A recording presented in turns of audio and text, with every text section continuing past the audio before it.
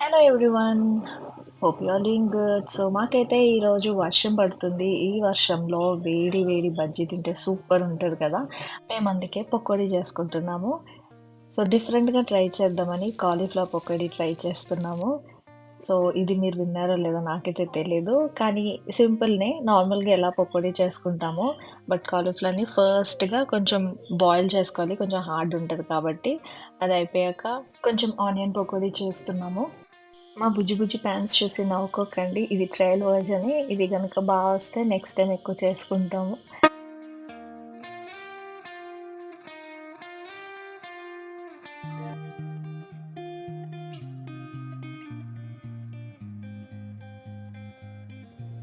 వేడి వేడి పకోడీతో చాయ్ లేకపోతే ఎలా? సో, అందుకనే చాయ్ ప్రిపేర్ చేసుకుంటున్నాము. మిల్క్ బాయిల్ అవుతుంది.